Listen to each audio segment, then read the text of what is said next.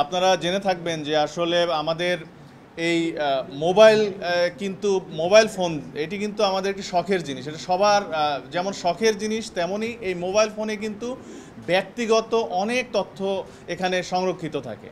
Phone number বলি কিংবা আমরা ইদানিংকালে জানি যে মোবাইলে অনেক ভালো ভালো তথ্য রাখা যায়। এখানে গুগল ড্রাইভের মাধ্যমে কিংবা আমাদের বিভিন্ন ধরনের যে জরুরি তথ্য উপাত্ত সব কিন্তু মোবাইলে সংরক্ষণ করি আমরা। তো অনেক সময় মোবাইলটা হারিয়ে গেলে তখন কিন্তু আমরা অনেক সময় দেখা যায় যে আমাদের এই গুরুত্বপূর্ণ তথ্যাবলী আমরা না থাকার কারণে আমরা বিভিন্ন ধরনের বিপর্যয়ের মুখে পড়ি তাৎক্ষণিকভাবে। তো এই মোবাইল হারানোর বিষয়টি আমরা মাননীয় কমিশনার স্যারের নির্দেশনায় আমরা এই গুরুত্ব দিয়েই এটি দেখছি এবং আমরা একটি তেজগাঁ বিভাগে একটি মোবাইল উদ্ধারকারী আমরা টিম গঠন করেছি পুরো 6 থানা নিয়ে। এই টিমে আমার ফোকাল পার্সন হিসেবে আমার 2 জন সহকর্মী, সহকারী পুলিশ কমিশনার গোলাম রব্বানী এবং আমাদের জিয়াউর রহমান, এই 2 জন এই ফোকাল পার্সন হিসেবে রয়েছেন। আর তাদের তদারককারী হিসেবে এডিসি তেজগাঁও রয়েছেন এবং এডিসি মোহাম্মদপুর। তো তারা এই 6 থানারই বিভিন্ন লেভেলের অফিসারদের নিয়ে তারা এই মোবাইল হারিয়ে গেলে তারা এই মোবাইল উদ্ধারের জন্য বিভিন্ন ধরনের তথ্য উপাত্ত দিয়ে সিডিআর কালেকশন করে এবং এই তথ্য প্রযুক্তির সহায়তা নিয়ে মোবাইল উদ্ধারের জন্য তারা চেষ্টা করে এবং আমাদের এই টিমগুলি থানাভিত্তিক কাজ করে। আর এই কাজ করার এক পর্যায়ে আপনারা জানেন যে মোবাইলটি বন্ধ থাকলে কিন্তু উদ্ধার করা কঠিন।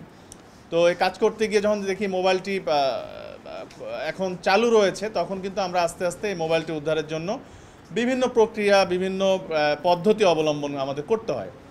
তো আমরা গত এই কয়েক মাসে এই হারানো মোবাইল যেগুলো ছিল সেগুলোর ওপরে কাজ করে আজকে আমরা এক মাসের মধ্যেই আমরা এই 251টি মোবাইল উদ্ধার করেছি। আপনারা ইতিমধ্যে জেনে থাকবেন যে আমরা মাস দেড়েক আগে তেজগাঁ শিল্পাঞ্চল জোনের সহকারী পুলিশ কমিশনারের অক্লান্ত পরিশ্রমে আমরা ওই সময় প্রায় 106টি মোবাইল উদ্ধার করেছিলাম।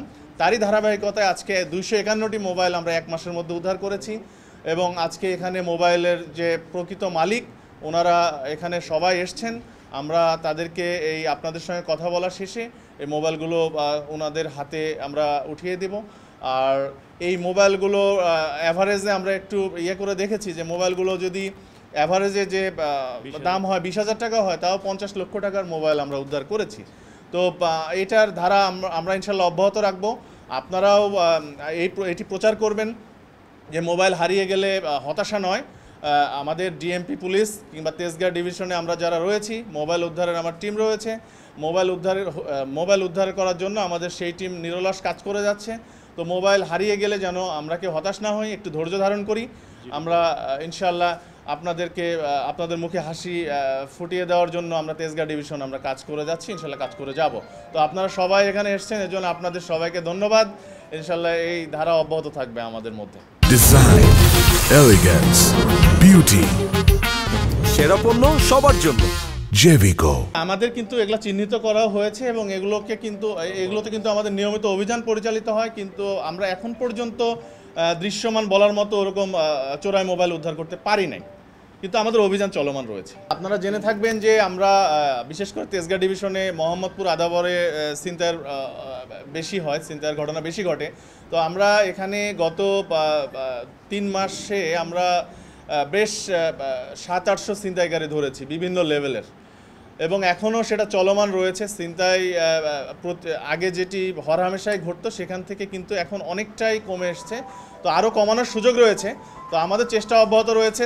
ছিনতাই প্রতিরোধে আমাদের বিভিন্ন থানায় টিম গঠন করা হয়েছে, তারা নিয়মিত কাজ করছে এবং ছিনতাইকারীরা যে সকল এলাকায় বসবাস করে সে সকল এলাকা চিহ্নিত করে আমাদের নিয়মিত ব্লক রেড আমরা দেই। সেখানে আমাদের সিনিয়র অফিসার, আমি সহ সবাই সেখানে নেতৃত্ব দান করেন। এর পাশাপাশি কিন্তু আপনারা জানেন যে বাংলাদেশ সেনাবাহিনী মাঠে রয়েছে, ওনারাও কিন্তু ছিনতাই প্রতিরোধে কাজ করছে আমাদের পাশাপাশি। তো আমরা আশা করছি যে ছিনতাইয়ের এই ঘটনা আস্তে আস্তে কমে আসবে। আর আপনারা জানেন এই মোবাইলগুলো কিন্তু যদি ছিনতাইয়ের ফলে হারিয়ে থাকে অথবা ছিনতাইয়ের ফলে সেটি লুট হয়ে থাকে, পরবর্তীতে তারা কিন্তু তাদের হাতে এই মোবাইলটি রাখে না, তারা সেকেন্ড হ্যান্ড, থার্ড হ্যান্ড এটি চলে যায়। তখন আমরা কিন্তু পাই আসলে ওই সেকেন্ড হ্যান্ড অথবা থার্ড হ্যান্ড অথবা কোথাও বিক্রি করেছে তার কাছ থেকে কিন্তু আমরা উদ্ধার করছি। তো যেহেতু উনি আমাদের সহযোগিতা করছেন, তো সেই ক্ষেত্রে ওনাকে আপাতত আইনের আওতায় আনার মতো আমরা কোনো গ্রাউন্ড দেখছি না। মোবাইলগুলো যে শুধু ছিনতাইয়ের কারণে মানে বেহাত হচ্ছে এরকম না, মোবাইলগুলো রাস্তা পারাপারের সময় পকেট মারা হচ্ছে বা আপনার হারিয়ে যাচ্ছে, পড়ে যাচ্ছে বাস থেকে, তারপরে আপনার বাসার থেকে অনেক মোবাইল হারিয়ে গেছে। আপনারা ক্লায়েন্ট যারা আছে বা যাদের মোবাইল হারিয়েছে তাদের সাথে কথা বললে তাদের সাক্ষাৎকারে দেখতে পাবেন যে বাসার থেকেও 3-4টা মোবাইল একসাথে হারিয়ে গেছে, এরকম হয়। বা বাসে থেকে পড়ে যাচ্ছে, পকেট থেকে পড়ে যাচ্ছে, ভিড়ের মধ্যে হারিয়ে যাচ্ছে। তো আমরা তো স্পেসিফিকলি তাদেরকে করতে পারতেছি না, মানে ধরতে পারতেছি না। এই জন্য আমরা মোবাইল উদ্ধারের ক্ষেত্রে জিডি হইলে ওই জিডির প্রেক্ষিতে আমরা মোবাইলগুলো উদ্ধার করতেছি। আর ছিনতাই প্রতিরোধে আমাদের ডিসি স্যারের নেতৃত্বে পুরো তেজগাঁ ডিভিশনে ব্যাপক হারে কাজ চলতেছে। এখন আপনারাই রিপোর্ট করতেছেন যে তেজগাঁ ডিভিশনের ছিনতাই অনেকাংশে কমে আসছে। সো ছিনতাইয়ের কারণে যে মোবাইল হারাচ্ছে সেরকম না, মোবাইল হারানোর অনেকগুলো ইনগ্রিডিয়েন্টস আছে, সেগুলোর মাধ্যমে অনেক মোবাইল হারাচ্ছে। ছিনতাইয়ের কারণে হয়তো 10% 20% হতে পারে। বাকি সব, যেমন বাসে ওঠার ক্ষেত্রে, বাস থেকে নামার ক্ষেত্রে, ট্রেনে ওঠার ক্ষেত্রে, ট্রেন থেকে নামার ক্ষেত্রে ভিড়ের মধ্যে মোবাইলগুলো হারিয়ে যাচ্ছে এবং বাসা থেকেও মোবাইল হারিয়ে যাচ্ছে, রিক্সা থেকে পড়ে যাচ্ছে মোবাইল। এই বিষয়গুলো আপনারা মানুষকে যত সচেতন হতে পারে এই বিষয়গুলো একটু খেয়াল রেখে প্রচার করেন, যাতে আমাদের সচেতনতার সাথে চলাফেরা করে মোবাইলগুলো যেন তাদের ব্যক্তিগত সম্পদ যেন সুন্দরভাবে রাখতে পারে।